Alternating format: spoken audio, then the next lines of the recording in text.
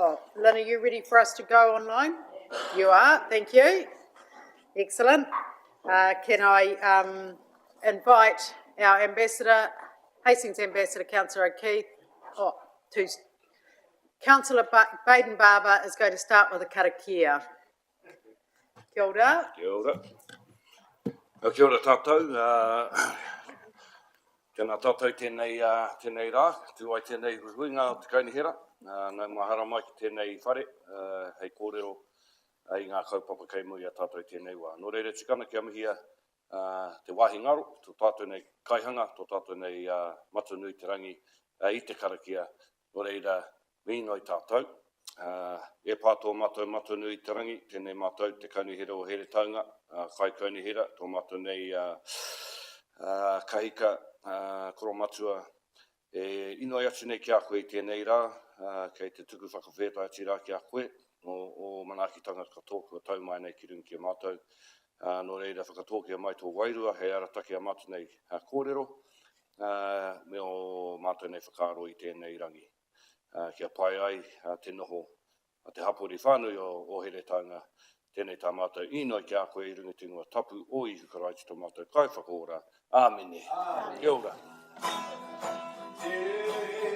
Aroha e whakapono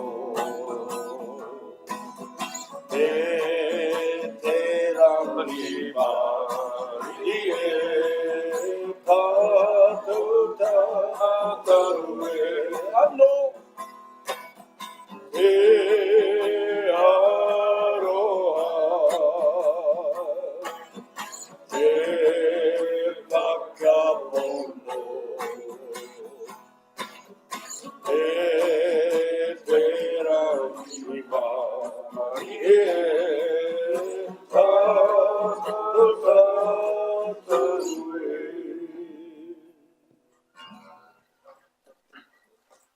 Kia ora. Thank you for that beautiful waiata, and welcome councillors and staff to our council meeting today.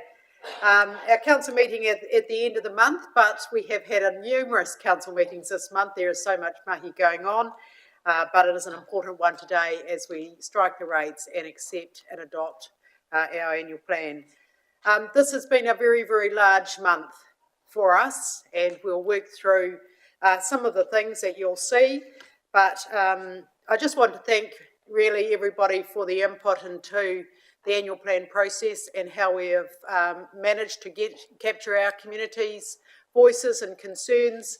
The fact that we also were successful in the Hastings community owning the Tomoana Showgrounds and how that process was managed and handled, and thank you to Lex that we captured our community's views, and the AMP Society are in a very strong position to work forward in a partnership with Council, with our Hastings people. So when someone asked me the other day on the radio what has been the highlight of the month, I said it would have to be our first Matariki festival for Hastings Heritonga, and what an amazing festival it was.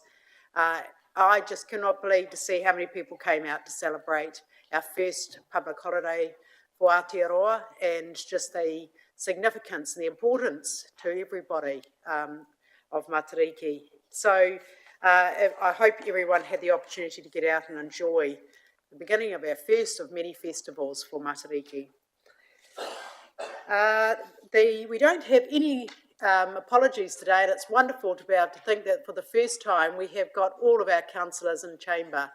And can I just acknowledge that those who can't be seen on the live streaming, that we have Councillor Corbyn, Councillor Ollie, Councillor Watkins and Councillor Travis on the outskirts, but they're all here, and then the main table with everybody there. Do I have any leave of absence, councillors?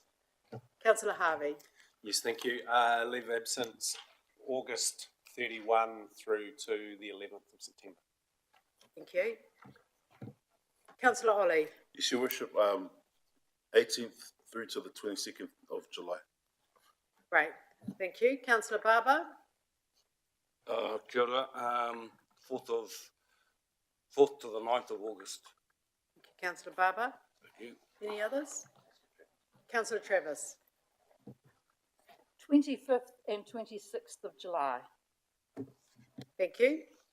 I'm happy to move those be accepted. Seconded, Councillor Dixon. All those in favour, please say aye. Any against? Thank you, that's carried. We have two sets of minutes to move. One is from the 14th of June and one is the 22nd of June to be confirmed as accurate records. Could I have a mover for both of those minutes? Thank you, Councillor Watkins. Seconder, please. Councillor Barber. All those in favour, please say aye.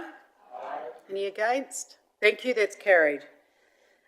You unfortunately didn't get on the hub in time for printing, but it's probably my last mayor's report because council goes into election period, but we've just started and now we've got, so this is my mayor's update and this is the month that we've just talked about, and although there's a few things missing from the last 2 weeks, but this is some of the activities that I've represented our community through this period. So if you want to take a couple of minutes to have a look through it and see all the things that are there. I'm sorry it didn't come with your agenda on the hub last Friday. It was running a bit late, but it is here today and it will be put up on the council website.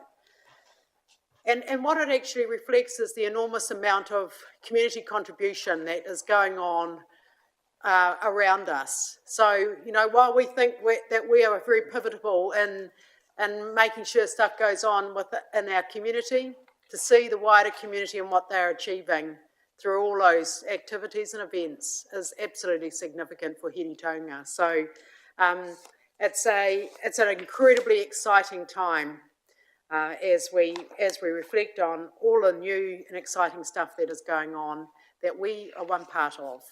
So if you want to take a minute and anyone wants any questions answered, I'm happy to answer them. Councillor Kerr? I took 5 minutes to read this over morning tea, so I'm happy to move or second if you wish to move your report.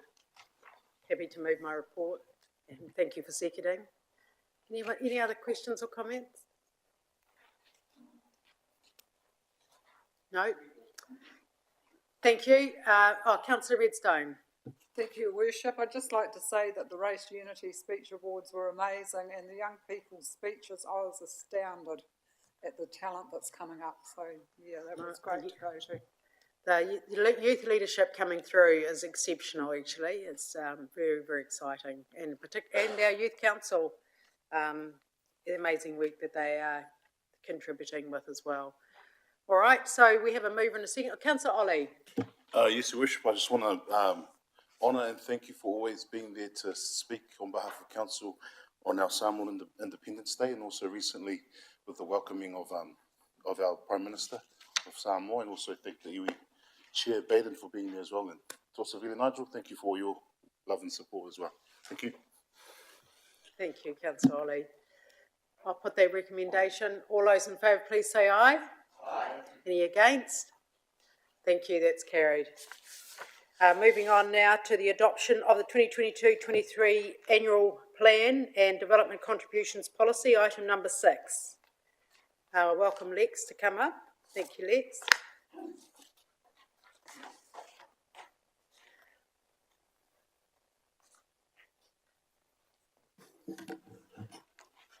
An enormous amount of work, and thank you, Lex, for this process. How many is this that you have helped our council through?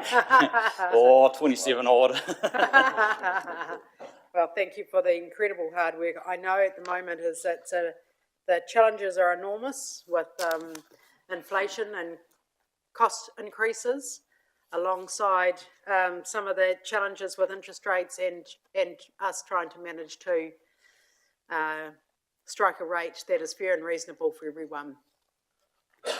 Did you want to add anything? Or, thanks, Your Worship. Not really. Short and sweet from me. You've made all the difficult decisions, so really just refer you to the recommendations, and what that will allow you to do is then get to the next agenda item and strike the rates for the year. That's it from me, Your Worship. Thank you. Keith, did you want to say anything? I probably just a couple of comments through you, Worship. Obviously, you've kind of worked hard and set a direction that you wanted to keep consistent with the long-term plan that you adopted. Obviously, we've done that. it's required some collective work around finding, a couple of $1 million within the budgets to achieve that. Obviously, this week's decision of the AMP Society to ratify the decision you made last week with the showgrounds is amazing, and obviously strongly supported by the community. We're presenting an annual plan that's consistent with the LTP, where we consulted our community on the new item being the purchase of the showgrounds.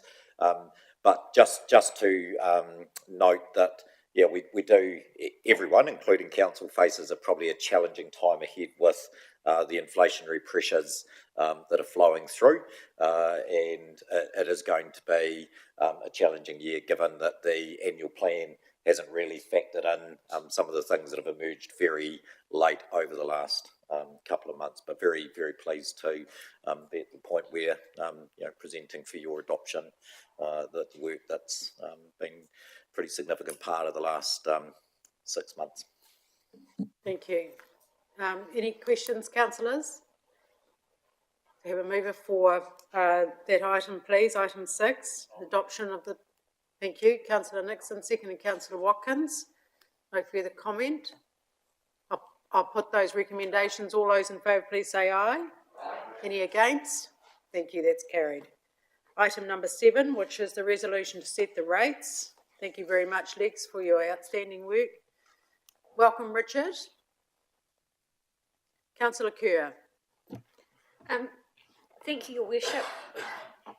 Reading these recommendations highlighted how exact our wording must be, and I know in the past councils have been caught out not setting their rates according to the standards. So my question, I'm not sure whether it's to you, Richard, or to Bruce, is what is the process that we go through to make sure that this wording is according to the requirements?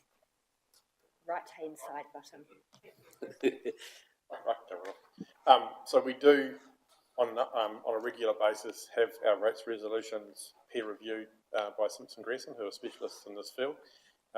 We haven't done that this year because there's nothing of any substantive change to the resolutions that you've got in front of you, other than obviously the numbers that get inserted. But it is a regular practice to get those legally reviewed, because you're right, they are very technical and they need to be precise. Thank you. Any other comments or questions for Richard? Thank you, Councillor Kerr. If seconder, please. Councillor Redstone. I'm happy to put those recommendations. No further questions or comments. All those in favour, please say aye. Aye. Any against? Thank you. That's carried.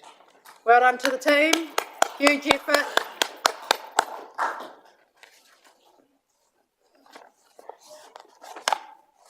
Moving to the recommendations of the Rural Community Board meeting held on the 23rd of May. Welcome, Louise. And I'll ask if any of the councillors on the Rural Community Board would like to speak to any of the recommendations. Or both of you. Thank you. Yes, Your Worship. I had actually asked if Mr. Thu would be able to speak to this paper. In particular to the extreme concerns the Rural Community Board has around waka kotahi funding. So I would, if it's with your leave, ask that this agenda item just be put to one side until we can contact Mr. Thu. Very happy to do that, thank you. Okay, so we will leave item 8 and we'll come back to it throughout the agenda and ask Mr. Thu to come to the chamber. Thank you very much. We'll move on now to item 9, and this is the 41 East Road Development renaming. Welcome to Dave. Oh, welcome, and James, you're both doing this together.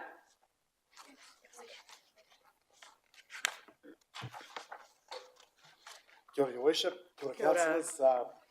So this paper, purpose of this report is to obtain a decision from the council on the proposed renaming of the private road on 41 East Road in Homoana from Te Ako Lane to Unahi Lane. Take the report as read and welcome any comments or questions. Kia ora. Kia ora. Councillor Redstone. Thank you, Your Worship. I'd just like to say thank you to all those that were involved in getting this change made, because Darky and Uri, Darky being Mickey, but Darky to us, and Uri were integral in our community. They were a big part of it, and at the marae. So yeah, it's really lovely to honour them, and in particular Darky, who used to launch his boat just down the road from that subdivision. Thank you all. Wonderful. Thank you, Councillor Redstone. Councillor Dixon. Thank you, Your Worship. I was also delighted and got a lot of pleasure from actually reading this change of name. I've known Darky for many, many years when he was a coach of the Hawaiian rugby team. And he was one of the first kaumātua that invited me onto Marahimu Marae. We had a wonderful friendship. So I know Councillor Redstone should move this, but I'll be delighted in seconding this. Thank you, Councillor Dixon. That's lovely. So, thank you. Any other comments? All right, we have a move by Councillor Redstone, seconded by Councillor Dixon. All those in favour, please say aye. Aye. Any against? Thank you. Well done, team. Thank you, James. Thank you, Dave. It's lovely to hear the stories behind that significance of the names and the people. Now we'll go on to the Lagoima requests, item 10. Just a question from me. Here's Louise. Welcome, Louise. Just a question from me, really, and it might we wait for Mr. Thu, but in terms of Mr.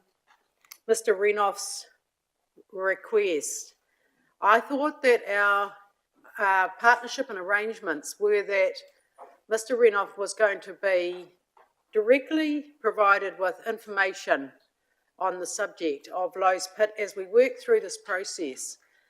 I'll wait and to ask Mr. Thu, but I need to make sure that that is what is being done, and so community shouldn't have to request Lagoima for something that is important to them. So through you, Your Worship, Mr. Thu is on his way to the chamber now, but I can confirm that, whilst people absolutely retain their right in law to request things under the Local Government Official Information Act, we still meet regularly with Mr. Renoff, who maintains a very strong interest in not just Lowe's Pit, but everything to do with stormwater in Hastings, and we have a ongoing regular set of meetings with Mr. Renoff, and I'm aware, Councillor Harvey, you might comment because you've been involved in one of them recently. Yeah, thank you. I was involved with them in a meeting with Mr. Renoff and staff prior to Christmas, I think, and the opportunity was there for him to have every involvement that he wished to have, but it was up to also him to make that, to take that up as well. So, yeah. Fantastic, thank you. Any other questions about the Lagoima requests? Happy to move from the chair. They be accepted. To have a seconder, please. Councillor Lawson. No further questions or comments. I'll put those recommendations. All those in favour, please say aye. Aye. Thank you. Any against? That is carried. Thank you very much. Thank you, Louise. And welcome to Mr. Thu. We're going back to the recommendations from the Rural Community Board, item 8, and there's some questions out of the recommendations from the Rural Community Board that we would like you to share. So we'll go back to Councillor Kerr. Thank you. Thank you, Your Worship. The Rural Community Board over the last, I think it's 3 long-term plans, has been very aware of, in their view, the underfunding of our rural roads. And although we've managed and we've squeezed, we've got to the point where we need to elevate it to this council table for you to be aware and ask that there's some ownership of the issue at a council level. And I thought it would be relevant for Mr. Thu to speak to it in a more technical nature. Thank you. Thank you, Madam Chair. Yes, so the Rural Community Board has been having this ongoing conversation with officers, and officers have been having an ongoing conversation with the funding representatives from Waka Kotahi in terms of what we see as the long-term funding requirements to look after our assets, both today but also for our future generations in the most cost-effective way. That picture paints the one which you're all aware from the LTP process, that we need to be investing more than we're currently investing, and we need Waka Kotahi to come to the table what the feedback at the meeting was is, whilst officers are having at a transactional level a discussion, that wasn't actually making any change, and there was a real need to escalate it. So at a chief executive, GM level and mayoral level, actually a discussion that makes its way through to not only Waka Kotahi board and senior management, which we have been to the board before. I can speak to a time visiting with Mr McLeod and Mr Yule many years ago, but also discussions through into MOT, which is where the actual government policy statement around funding into the maintenance of maintenance and improvement and safety of our roads. So the paper, the general gist from the Rural Community Board was just to make sure that this main table and a task really into our risk profile, where we elevate it and put some additional controls. There are discussions going on, I can reassure you, but it's around how do we lift those to the next level. Part of that is the work, so the additional work the transportation asset managers are doing at this point in time. And under C it talks about the report for council staff to bring back. So Marius van Niekerk and Mr Jackson and others are pulling together that work, which will just reinforce or help restate and support that picture that we need to paint with MOT and Waka Kotahi. But it's really making sure that this risk and issue is flowing at the high enough level to try and make a change rather than at a transactional level that officers are working on a day-to-day basis. Thank you. Questions, Councillor Nixon?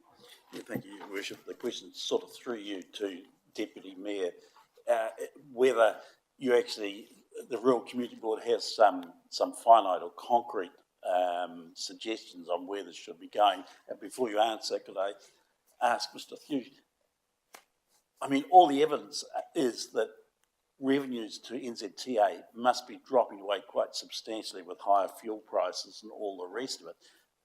So I'm suggesting this situation is going to get a hell of a lot worse. And this is quite a brief conversation for what is almost one of our biggest issues. Did you get the question? Through you, Your Worship, I got the statement. I agree. This current situation, so prior to the tax levy relief coming into place, the hypothecated fund, the income into the hypothecated fund was running short of what the country's desires are, and which is why government had announced a review of transportation funding and what's the future requirements. Right now, as we speak, with that tax relief going on, then the situation is only becoming more dire, just like it did during COVID, where everyone stopped using their cars and trucks. The revenue that was flowing into that pot was running short.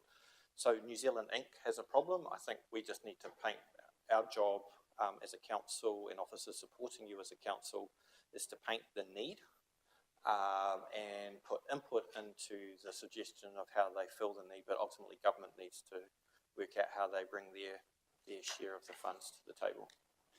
Could I just supplement that?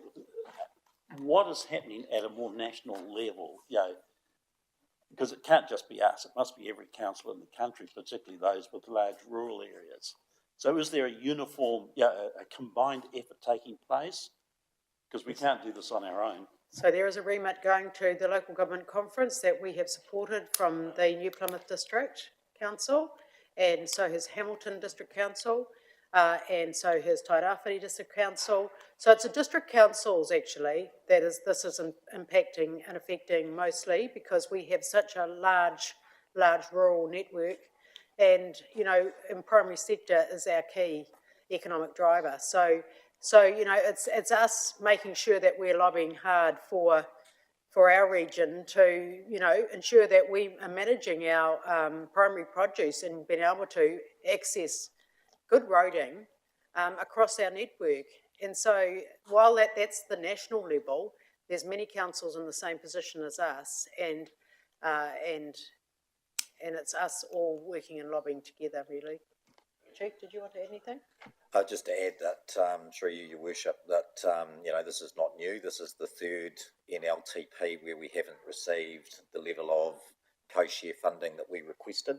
And so this is progressively over time becoming more of an issue as our existing network asset starts to decline and starts to put real pressure on. And just to note, because this is coming up very shortly, Mr. Allen, this council, along with a small number of other councils, are about to be reported to Parliament by the Office of the Auditor General of the decisions that we made in the last LTP, which was to adopt a level of co-share funding that reflected what we needed.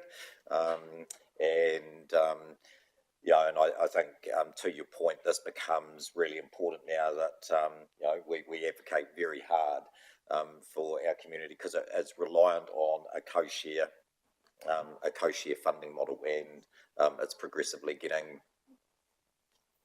worse. Just in terms of the recommendations from the Rural Community Board, and for us, the report that's going to will come back to council after you've done your asset management plans and looked at the funding shortfall, and what those negative impacts, so we have a clearer picture of this rather than just adopting this and accepting this. We actually have an action and a way forward. Okay, you're comfortable with that direction? And then the action will be, when you bring back those plans and you show us what the funding shortfall will be, then what do we do about that?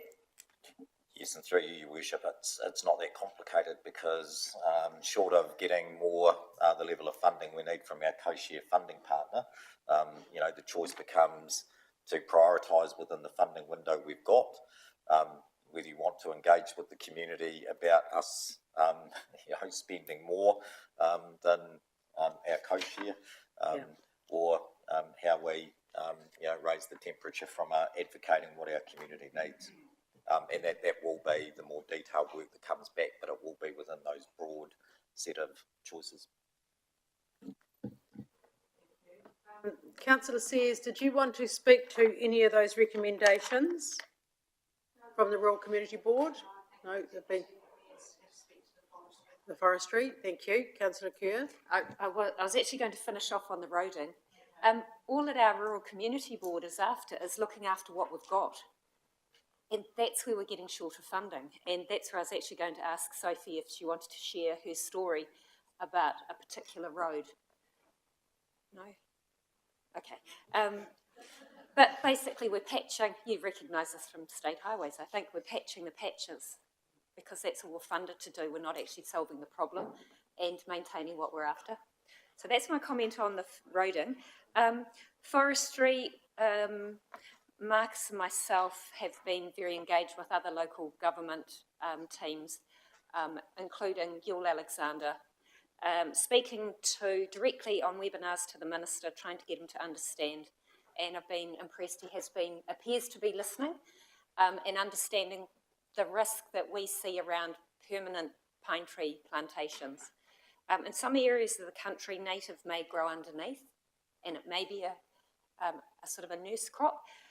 In other more dry areas of the country, i.e. Dry Hawke's Bay, nothing may grow under.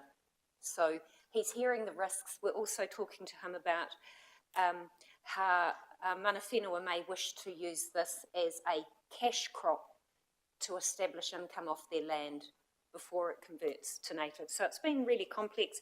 Very much enjoyed working alongside Marcus Buddo and the wider team in this, and very pleased to present our submission to MPI, which was based on a document that was shared with you a couple of months ago. Thank you. And I'm happy to move the recommendation. Thank you. Have a mover and a seconder, and we have the primary sector roundtable meeting coming up shortly to hear from our wider primary sector community. So that'll be in the month of July. So that's good to hear directly from all of the people impacted. Have a mover and a seconder. Any further questions or comments? I'll put that. All those in favour, please say aye. Aye. Any against? Thank you. That is carried. Item 11, proposed amendments to schedule of meetings. Any questions for Louise? Happy to move, Your Thank Worship. you. Thank you, Councillor Dixon. Seconded, Councillor Nixon.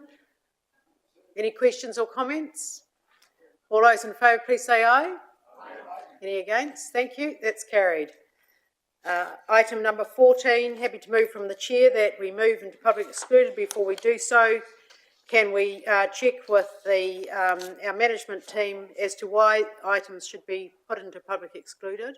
Through you, Worship, to maintain the commercial negotiating position of council and the commercial and private information of related parties. Any questions on those items being in a public excluded meeting? Thank you. So move from the chair, seconded by Councillor Lawson. All those in favour, please say aye. Any against? Thank you. That's carried. Now we take the live streaming has ceased. And one moment.